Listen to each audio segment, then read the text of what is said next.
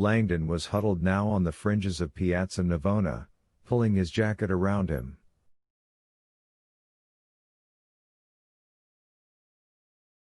Like the distant white noise of traffic, a cacophony of news reports echoed across the city.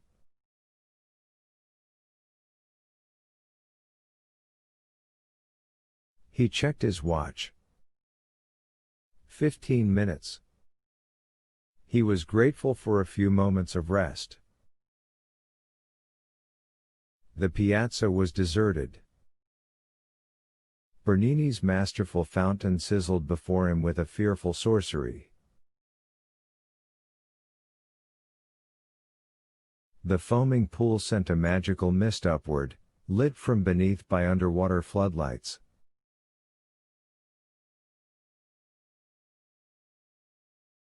Langdon sensed a cool electricity in the air. The fountain's most arresting quality was its height. The central core alone was over 20 feet tall, a rugged mountain of travertine marble riddled with caves and grottos through which the water churned.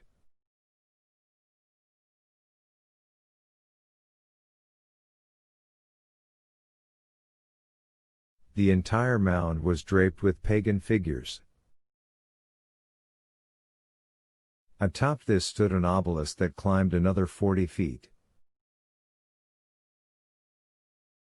Langdon let his eyes climb. On the obelisk's tip, a faint shadow blotted the sky, a lone pigeon perched silently.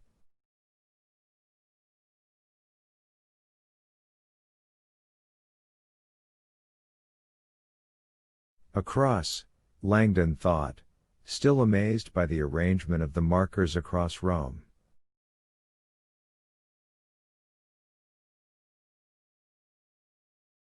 Bernini's Fountain of the Four Rivers was the last altar of science.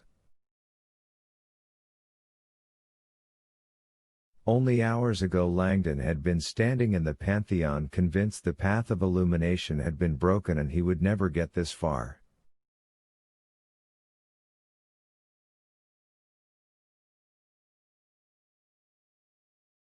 It had been a foolish blunder. In fact, the entire path was intact. Earth, air, fire, water. And Langdon had followed it. From beginning to end. Not quite to the end, he reminded himself. The path had 5 stops, not 4. This 4th marker fountain somehow pointed to the ultimate destiny, the Illuminati's sacred lair, the Church of Illumination.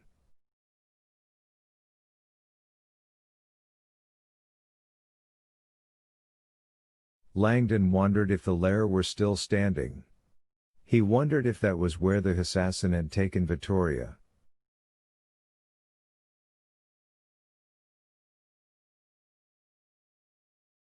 Langdon found his eyes probing the figures in the fountain, looking for any clue as to the direction of the lair.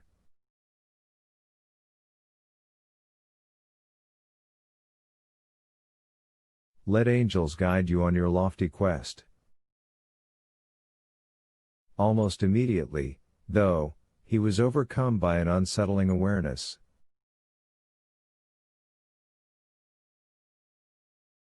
This fountain contained no angels whatsoever. It certainly contained none Langdon could see from where he was standing. And none he had ever seen in the past.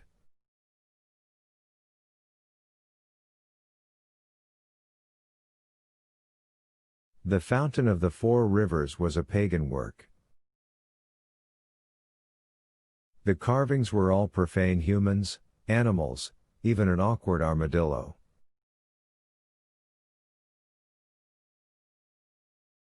An angel here would stick out like a sore thumb. Is this the wrong place? He considered the cruciform arrangement of the 4 obelisks.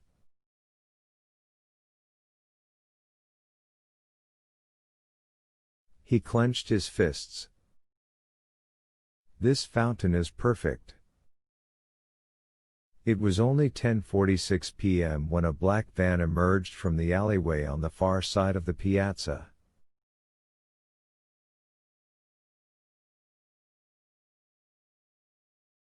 Langdon would not have given it a second look except that the van drove with no headlights.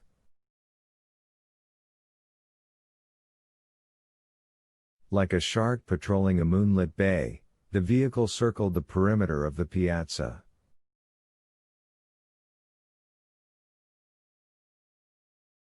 Langdon hunkered lower, crouched in the shadows beside the huge stairway leading up to the Church of St. Agnes in agony.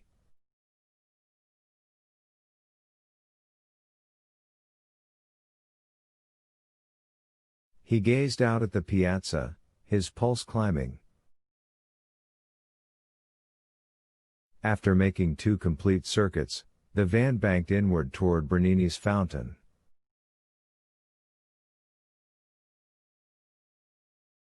It pulled abreast of the basin, moving laterally along the rim until its side was flush with the fountain. Then it parked, its sliding door positioned only inches above the churning water.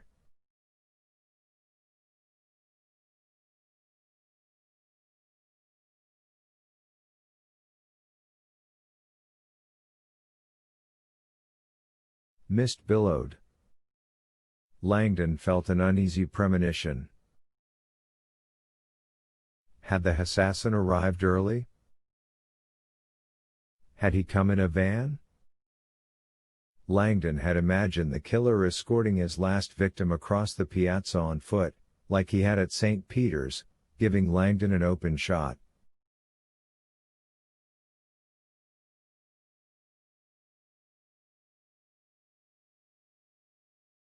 But if the assassin had arrived in a van, the rules had just changed. Suddenly, the van's side door slid open. On the floor of the van, contorted in agony, lay a naked man.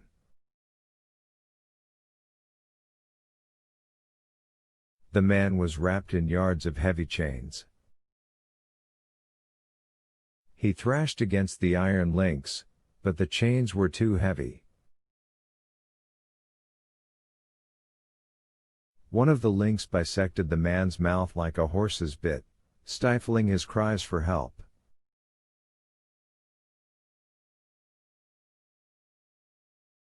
It was then that Langdon saw the second figure, moving around behind the prisoner in the dark, as though making final preparations.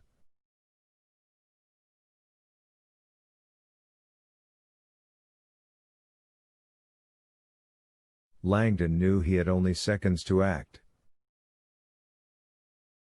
Taking the gun, he slipped off his jacket and dropped it on the ground. He didn't want the added encumbrance of a tweed jacket, nor did he have any intention of taking Galileo's diagramma anywhere near the water.